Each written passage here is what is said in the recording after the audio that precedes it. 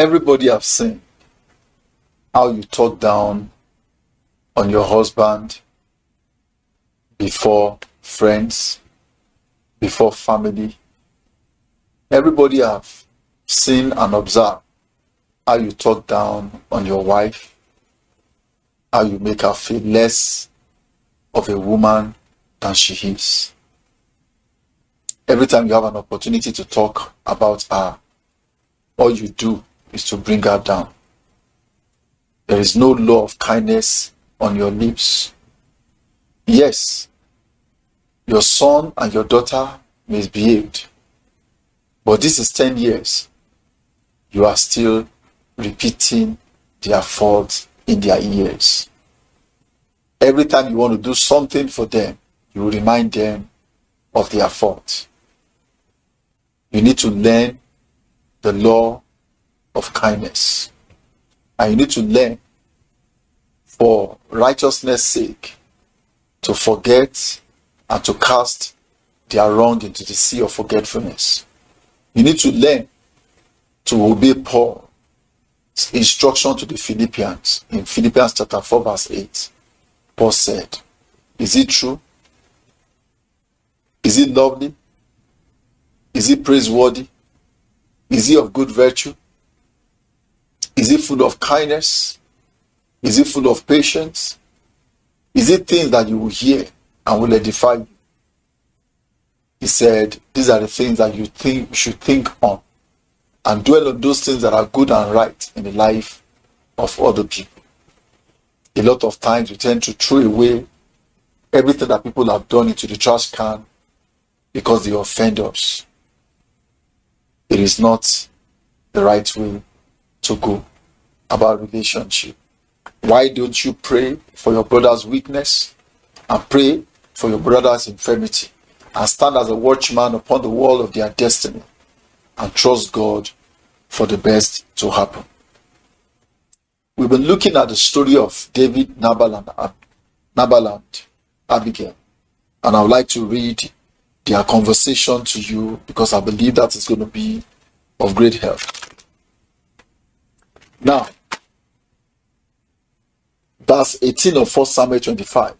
Abigail lost no time. She took 200 loaves of bread, 2 skins of wine, 5 dressed sheep, 5 seahs of roasted grain, 100 cakes of raisins, and 200 cakes of pressed figs, and loaded them on donkeys. Then she told her servants, go on ahead, I will follow you. But she did not tell her husband Nabal. Wise woman. Wise woman. There are certain things that you need to do. Take proactive action without having to inform everybody.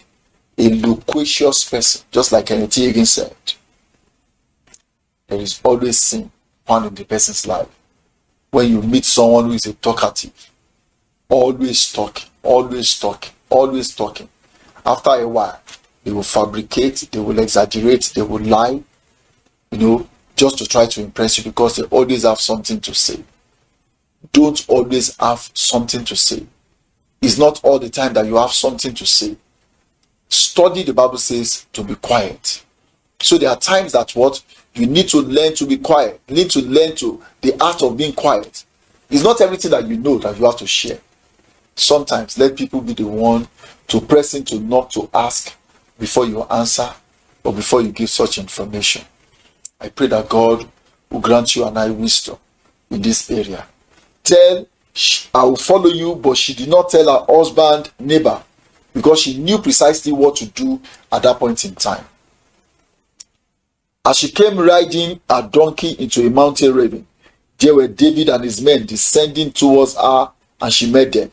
David had just said, it's been useless, all my watching over this fellow's property in the desert, so that nothing of his was missing. He has paid me back evil for good. May God deal with David, be it ever so severely, if by morning I live alive one male of all who belong to him. Just imagine what David had vowed. Just imagine. You may say, David is just being entitled. No, that's not an entitlement. Because if it was an entitlement, the way David presented the issue to Nabal Nabal should not have what? He shouldn't have talked down on David like that. Water him down before his people. Let me say this also. Be careful. You that you are a boss in your organization, don't talk down on your workers. Don't make them feel as if they are nothing. Don't make them feel as if they are worthless. Don't make them feel as if they are useless. Don't talk them so much down that they say, look, you can take your job. Because people have ego. Their ego may not be manifest, but everyone have what I call self-pride, self-prestige. Don't hurt it. Don't damage it. Understand that there are boundaries and there are limitations. Don't go beyond the boundary. Don't go beyond the limitation. The fact that you gave them a job does not make you their Lord. It doesn't make you their master. Stop wounding people with words. What of if you are in their position tomorrow? Or if you were the one that is in their position, how would you feel by those words that you are using? I am your prophetic voice, the watchman, Kingsley Ifeoma. God bless you. Thank you.